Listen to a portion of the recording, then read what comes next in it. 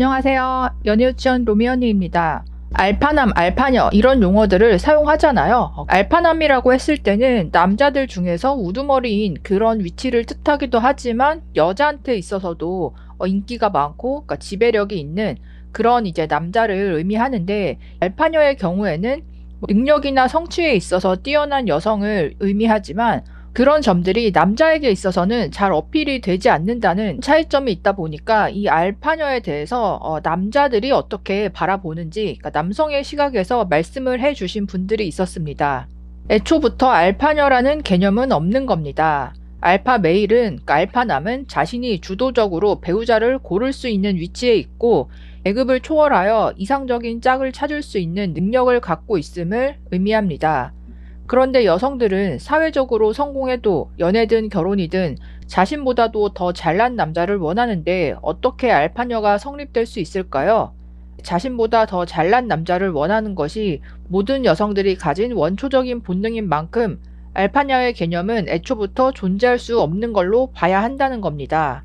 근래에 조던 피터슨 교수님도 이 부분에 대해서 화상 채팅을 통해 어떤 분과 토론을 했는데, 자신이 심리 상담을 해준 다양한 직군의 성공한 커리어 우먼들이 결혼 상대자를 찾으려 했으나 자신을 받아줄 더 잘난 남성들은 현실적으로 찾아볼 수가 없었고, 그렇게 더 잘난 남성이 있다고 해도 자신이 시간과 노력을 기울여 이룩한 커리어는 아무런 매력 요소도 1도 안 되더라는 겁니다. 해당 남성들은 오히려 어리고 미모가 뛰어나거나 세상의 때에 노출되지 않은 자신보다 현저히 부족한 면이 많은 순수한 여성들을 고르더라는 거죠. 여성에게 알파 걸이라는 개념이 존재하려면 개인과 가정 그리고 사회적으로 모든 일을 객관적이고 합리적으로 수행할 수가 있어야 하고, 구성원들로부터 존중과 존경을 받을 수 있어야 하고, 이에 따르는 책임을 짊어질 수 있어야 합니다. 알파라는 개념은 아무데나 붙여서 일반화시킬 수 있는 레벨의 것이 아니라는 겁니다. 여자의 상형혼의 본능에 대해서 말씀해 주신 분도 있었습니다. 알파녀라는 말은 없습니다. 여자는 기본적으로 남자가 자신보다 뛰어나지 않으면 결혼을 하지 않습니다. 상형혼을 원하는 여자에게 알파라는 개념은 맞지 않습니다. 과연 라이머가 잘 나가지 않았다면 안현모 씨가 결혼까지 했을까요? 오상진, 김소영 아나운서 부부의 경우 지금은 김소영 씨가 회사의 대표이지만 결혼 당시에 오상진은 많이 알려진 아나운서였고 김소영 아나운서는 사람들이 누군지 몰랐죠. 신혼일기라는 예능으로 알려지게 되었죠. 그때는 신혼이라 그런지 김소영 씨가 오상진 씨에게 맞춰주는 장면이 많이 나왔는데 지금은 전적으로 오상진이 김소영 씨를 서포트하더군요.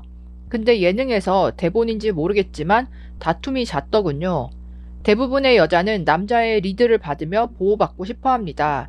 반면 남자는 누군가를, 특히 여자를 리드하며 자존감과 행복감을 느끼는 존재입니다. 남자는 여자의 지시를 받을 때 스트레스를 많이 받습니다. 남자 병사들, 남자 장교나 부사관이 기합을 줄 때보다 여자 장교, 부사관이 기합을 줄 때 더 스트레스 받아 합니다.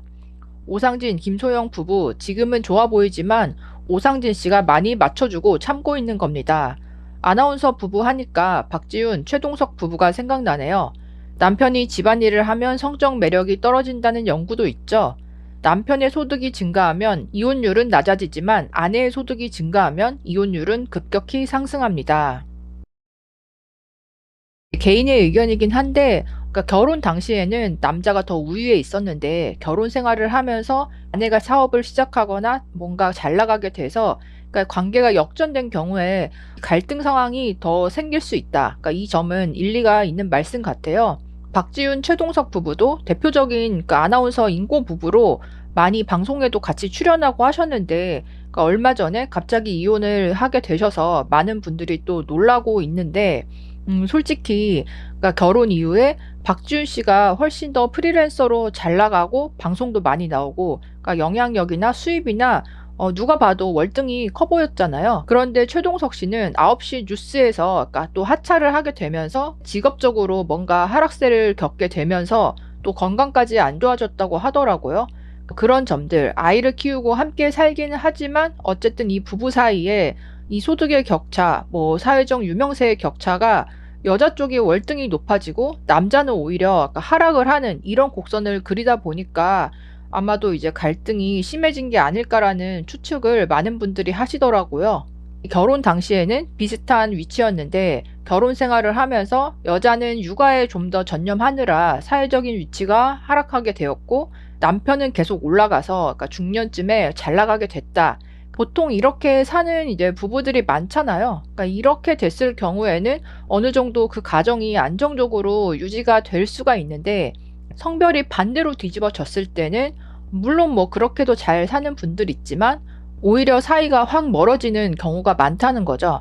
이게 남편과 아내 본인의 인식도 그렇지만 주변에서 바라볼 때도 그러니까 남편의 지위가 높으면 그 아내가 남편의 지위를 함께 공유받는 그런 분위기가 있지만 아내의 지위가 높을 때 그 아내의 지위를 남편이 같이 그러니까 공유받고 후광 효과가 있는 그런 사회적인 문화나 주변 사람들의 인식은 별로 없잖아요.